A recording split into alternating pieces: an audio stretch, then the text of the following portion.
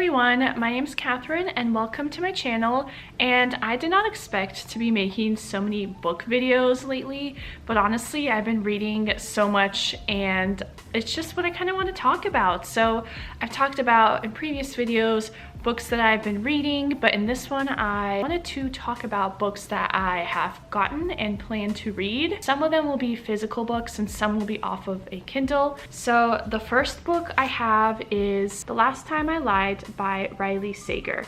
So this book was recommended to me by a Barnes & Noble employee, and so when they're recommended to me by an employee of a bookstore, I have high hopes. And she basically said that this is her favorite thriller true crime book of all time, and it basically surrounds Vivian, Natalie, Allison, and Emma, who were playing at the time in Camp Nightingale, and they basically ended off their game with Emma sleepily watching the others sneak out of the cabin and go off into the darkness, and that's the last time she saw any of those friends.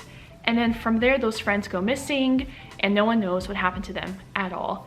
And then you go forward into the present time and you see Emma's life, how her life has turned out. She's like a part of the New York art scene, and she gets invited to basically go work and I believe teach art at Camp Nightingale, where her friends went missing. And she actually ends up staying in the same exact room or cabin, and a bunch of stuff comes back up and she decides to kind of figure out what happened to her friends. It's kind of a missing persons book about summer camp, which I think is really fun. The next book I have is Watching You by Lisa Jewell, and this book is basically about a neighborhood in Bristol, England, and there's a murder that happens there, and a lot of the neighbors then want to figure out what happened, and it goes off from there. A lot of these books I only know a very base level of a premise, and also I have a lot of books in this list, so I need to power through them. But Lisa Jewell, I actually have read now 2 books of hers, When She Was Gone and Invisible Girl. I really loved When She Was Gone. I've talked about it.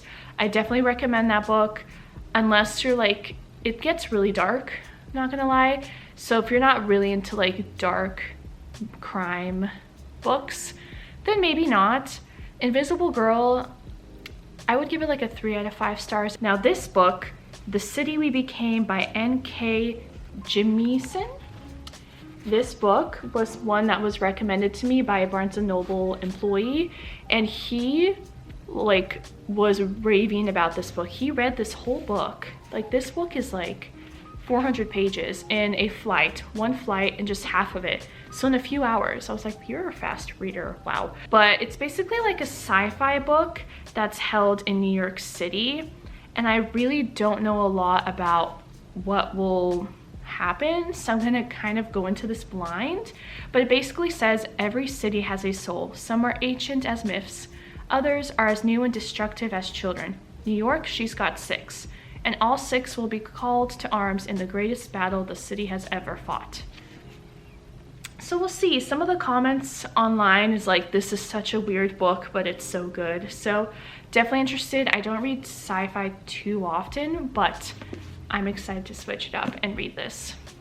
The next book is Was Anastasia. I'm actually Russian and I don't know too much about the Anastasia story, so I thought this would be a great way to learn more about it. She basically is captured along with her whole family, and she's part of royalty, and they're put into a damp basement in Siberia where they face a merciless firing squad. No one survived. At least that's what the executioners claimed. And this was in 1918. And then in 1920, a young woman shows up saying and claiming she's Anastasia. I think it's an interesting story based off of history, based off of my cultural history, so excited to read this one. The next book is a bit different, but it is Money Diaries by Refinery 21.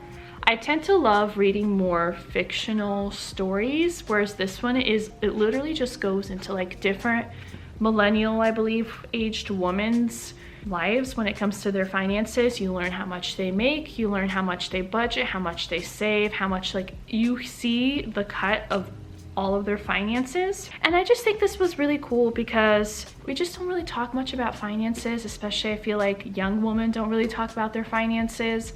And this will be just a great way to learn about different women's financial situations. The next book I got is Educated by Tara Westover.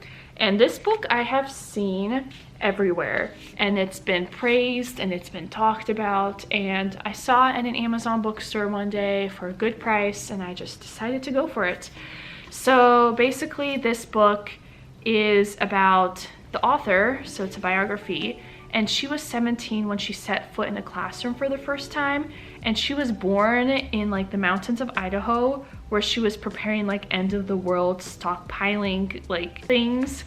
And basically she lived off of the land and really wasn't connected to modern day society. It's just crazy the life she grew up. She had like burns from explosions and concussions, and they were all treated at home with herbalism, and their family was just so isolated from mainstream society that the children didn't really receive an education. When her older brother ended up going to college and came back to the family with the news about like the outside world, Tara decided she wanted to try this kind of, try living in that world. And she taught herself math and grammar and science and got herself to take the ACTs.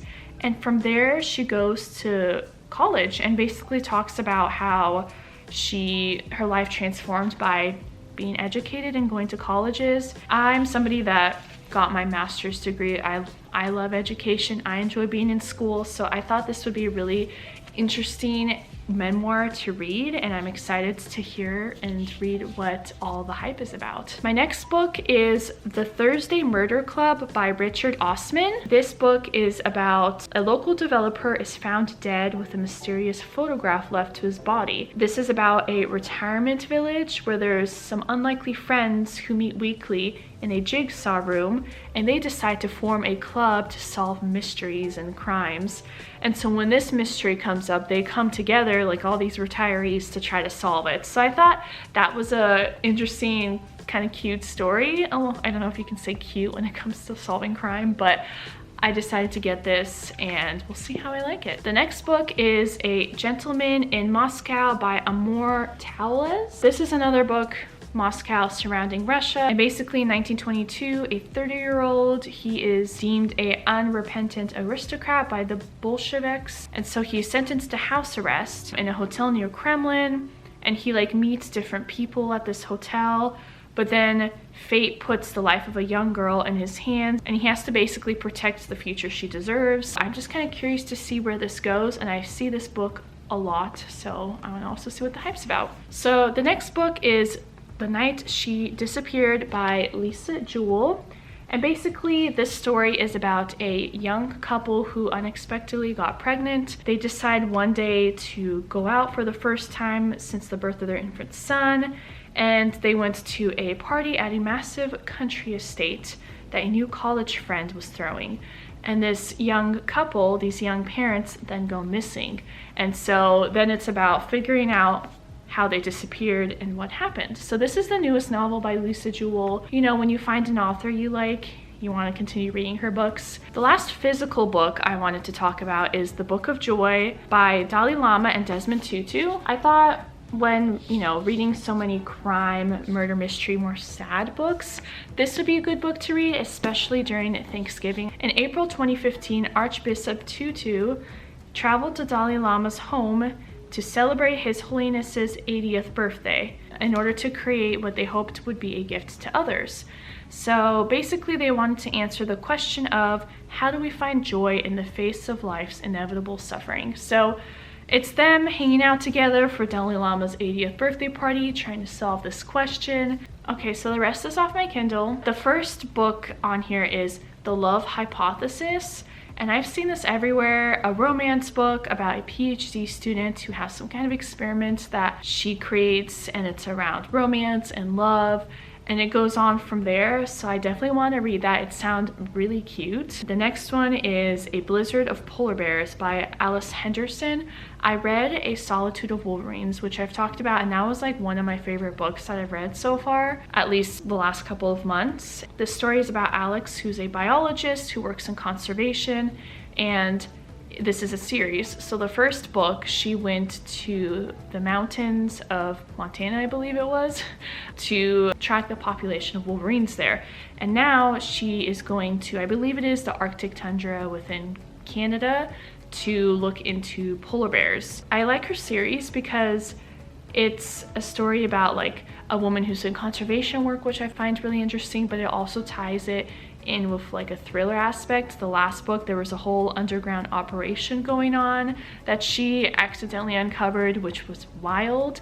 And so there's probably going to be something in this book that's wild and gives a big thrill as well. So I'm excited to read that. Another book is Migrations. It's another book about somebody who's working in like environmental affairs. She's a biologist or something along the lines as well, and she goes to Greenland, and I don't remember much beyond that, but I know it centers around climate change, but it is like a fictional story.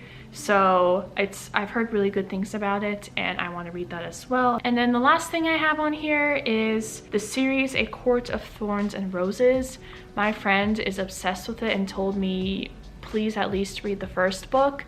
And I believe there's 4 or 5 books. I have read 2, so I have to get onto the third book, which is A Quart of Wings and Ruin. They can be a bit daunting because some of them are very long books. And I was really into the book series when I read it. And then after the second one, I decided to take a break and read some other books and then come back.